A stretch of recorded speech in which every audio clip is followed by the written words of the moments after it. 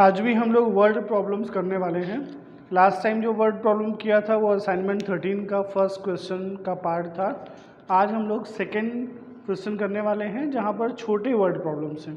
तो इस छोटे वर्ड प्रॉब्लम्स को आप ध्यान से देखिए।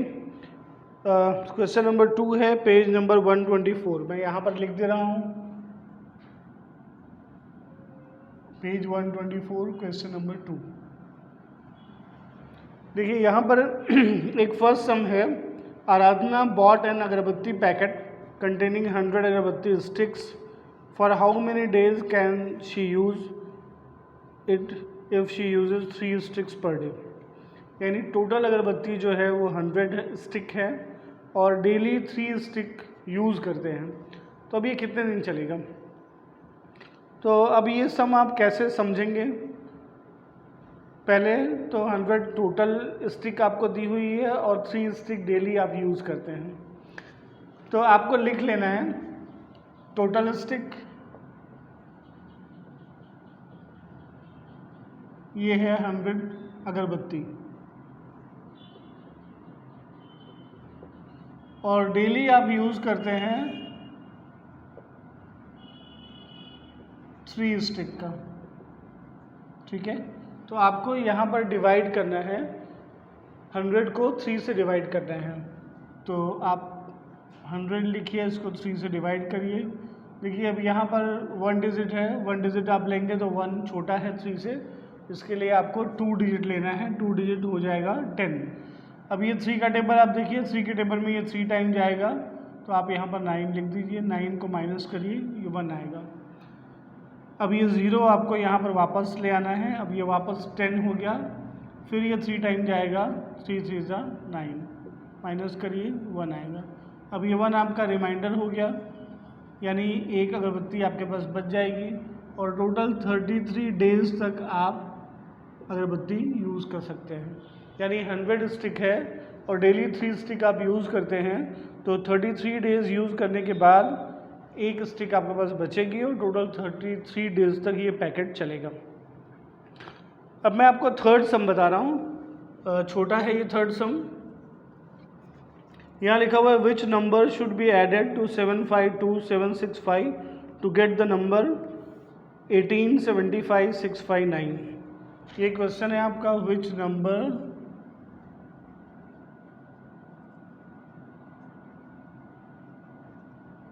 should be added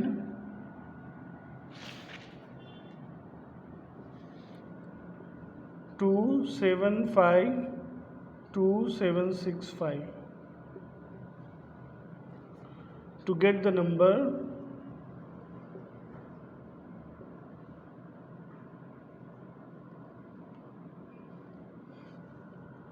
1875659।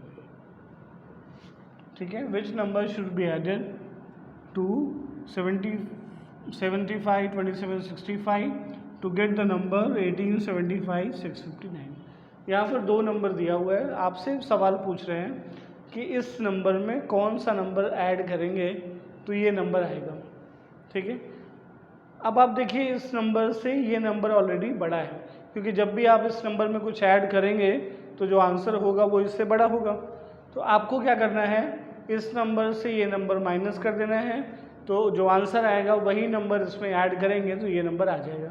जैसे एक एग्जांपल में आपसे पूछा जाए कि 3 में कौन सा नंबर ऐड करेंगे कि 10 हो जाए। ठीक है, 3 में कौन सा नंबर ऐड करेंगे तो 10 हो जाए, तो आपको क्या करना पड़ेगा, इस 10 से 3 को माइनस करना पड़ेगा, तो आंसर आ जाएगा 7। अब आप इन दोनों नंबर को ऐड करेंगे तो ये नंबर आ जाएगा। तो यहाँ भी यही चीज़ है, एक नंबर आपको दिया हुआ है और आपसे पूछ रहे हैं कि इसमें कौन सा नंबर आप ऐड करेंगे तो ये नंबर आ जाएगा। तो हम लोग यहाँ पर इस नंबर से 1875659 इस नंबर से ये नंबर माइनस कर लेते हैं, 752765। तो आप लिख दीजिए 7527 और 65, इसको माइनस करिए। 9 - 5 4, 5 से 6 माइनस नहीं होगा, बोरो करिए। 15 - 6 9, यहाँ फिर 5 बचा, 5 से 7 माइनस नहीं होगा, फिर बोरो करिए। 15 - 7 8, यहाँ 4 बचा, 4 से 2 माइनस हो जाएगा, 7 से 5 माइनस हो जाएगा, तो ये जो आपका आंसर आया, इस नंबर को आप ऐड करेंगे इस नंबर में, तो ये आपका आंसर आ जाएगा। ठीक है, तो जब भी इस तरह का क्वेश्चन दिया हो कि इस नंबर में क्या ऐड करेंगे तो ये नंबर आ जाएगा, तो आपको क्या करना है, माइनस करना है, ये आपको ध्यान रखना है। चलिए अब नेक्स्ट सम हम लोग देखते हैं।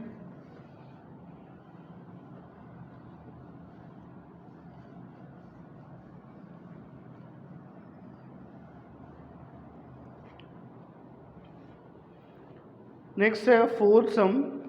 फोर्थ में लिखा हुआ है Ratan's annual salary is 78,000, what is his monthly salary. चलिए फोर्थ में लिखा हुआ है Ratan's annual salary, Ratan's annual salary is 78,000, what is his monthly salary, what is his monthly salary. ठीक है, एनुअल सैलरी का मतलब कि एक साल की सैलरी, एनुअल मीन्स ईयरली, यानी रतन की जो ईयरली सैलरी है, एक साल की सैलरी है, वो 78,000 है। तो आपको फाइंड करना है कि मंथली सैलरी कितनी होगी। देखिए ईयर में 12 मंथ्स होते हैं, यानी ये आपको 12 मंथ की सैलरी दी हुई है और आपसे 1 मंथ की सैलरी फाइंड करने को बोल रहे हैं। तो आपको क्या करना है, डिवाइड करना है। ठीक है, क्योंकि ज़्यादा का आपको दिया हुआ है और कम का फाइंड करना है, तो आप 78,000 को 12 से डिवाइड कर दीजिए। क्यों 12 से डिवाइड कर रहे हैं, क्योंकि annual salary means 12 month salary. तो आप यहाँ 12 से डिवाइड करेंगे तो 1 मंथ आ जाएगा। तो 12 की टेबल में देखिए 78 आता है, तो 12 6 72 और 12 7 84, 84 बड़ा हो जाएगा, तो आपको 6 टाइम लेके जाना है। जब आप 6 टाइम लेके जाएंगे तो ये 72 आएगा। अब आप माइनस कर दीजिए, 8 - 2 6 0। अब ये 0 आप यहाँ पर लेके आइए, अब ये हो गया 60। अब देखिए 12 की टेबल में 60 कब आएगा, तो 12 5 60, तो ये 5 टाइम जाएगा। तो आप यहाँ 5 लिखिए और यहाँ 60 लिखिए, वापस माइनस करेंगे 0 आ जाएगा। अब फिर ये 0 आया तो अब ये 0 टाइम जाएगा, फिर ये 0 0 माइनस करेंगे 0 0, अब ये 1 0 और लेके आना है और फिर ये 0 टाइम जाएगा, तो फिर ये 0 माइनस हो जाएगा। इसका मतलब है कि उनकी मंथली सैलरी है 6,500।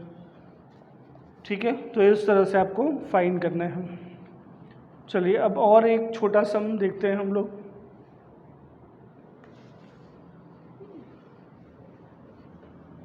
आप भी मेरे साथ साथ टेक्स्ट बुक से देख करके सम करते रहिए या वीडियो पॉज करके सम आप कर लीजिए, ताकि आपको पक्का हो जाए।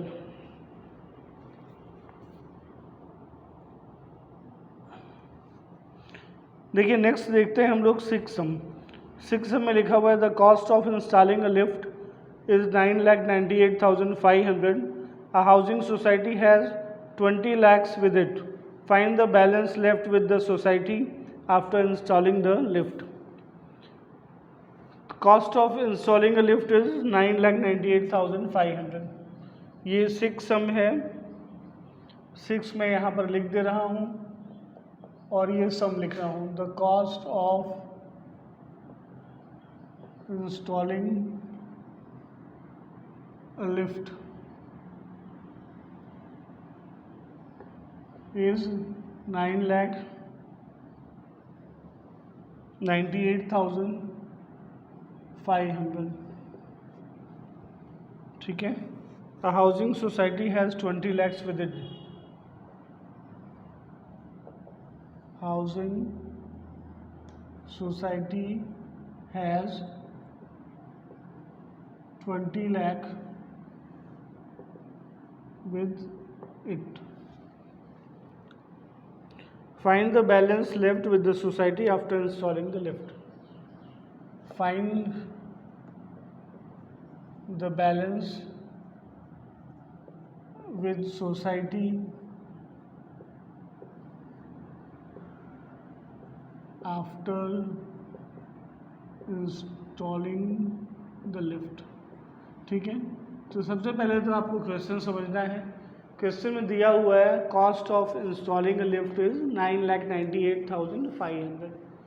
अ housing society has 20 lakh with it, यानी एक इंस्टॉल करने का लिफ्ट का जो एक्सपेंस है वो 9,98,500 है, और सोसाइटी के पास जो टोटल पैसा है वो 20 लाख रुपीज़ है। तो लिफ्ट लगवाने के बाद सोसाइटी के पास क्या बचेगा वो आपको फाइंड करना है, ठीक है। यानी इस 20 लाख में से 9,98,500 सोसाइटी ने एक्सपेंस किया लिफ्ट को इंस्टॉल करने में। अब आपको बताना है कि क्या बचा सोसाइटी के पास। तो 20 लाख रुपीज़ ये है, इसमें से आप माइनस कर दीजिए 9,98,500।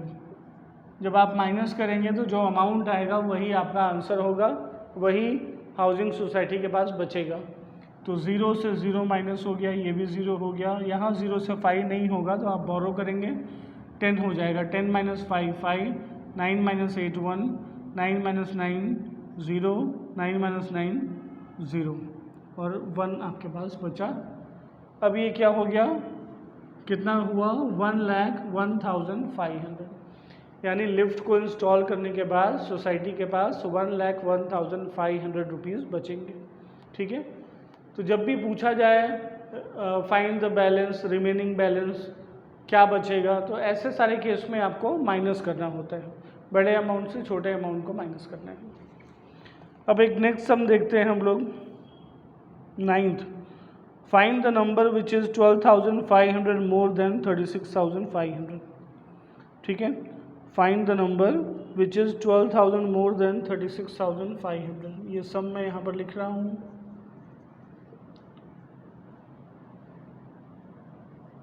Find the number which is 12,500 more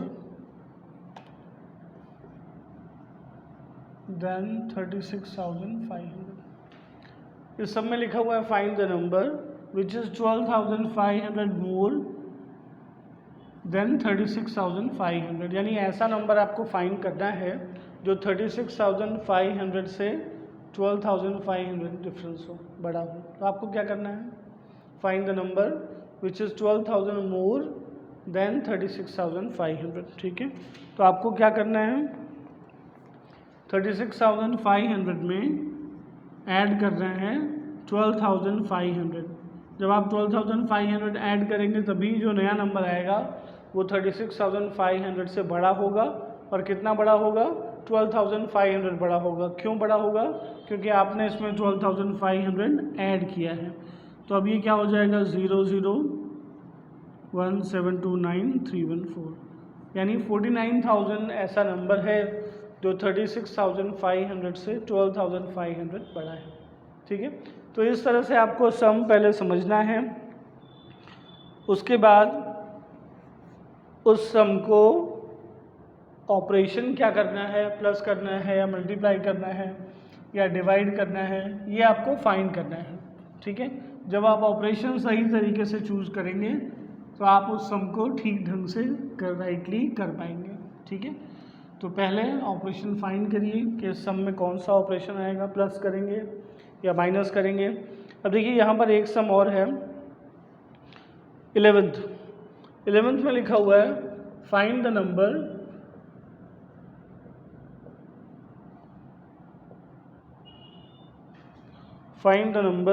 which is 30 times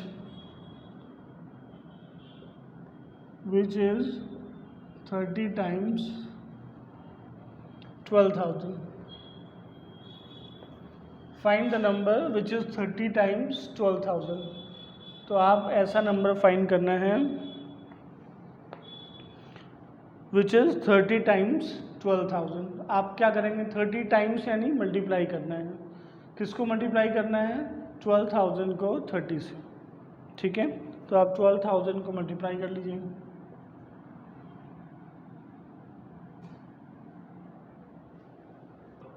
चलिए अब यहाँ पर लिखा हुआ है find the number which is 30 times 12,000। तो आपको क्या करना है, 30 टाइम्स यानी मल्टीप्लाई करना है। तो 12,000 को 30 से मल्टीप्लाई कर दीजिए। जब भी जीरो वाले नंबर्स मल्टीप्लाई करते हैं, मैंने आपको बताया था कि नंबर्स को मल्टीप्लाई करिए, 12 3 36, उसके बाद जितने ज़ीरो हैं लगा दीजिए। 3 + 1 4, तो 1 2 3 4 ये आपका आंसर हो गया। ठीक है, क्वेश्चन क्या था, find the number which is 30 times 12,000। ठीक है, तो 12,000 को 30 से मल्टीप्लाई करना है, जो आएगा वो आपका आंसर है। तो आज हम लोग इतने ही वर्ड प्रॉब्लम्स करते हैं। अब आप आगे के सम्स प्रैक्टिस करिए इस एक्सरसाइज के, और इसके आगे का टॉपिक हम लोग नेक्स्ट वीडियो में करेंगे।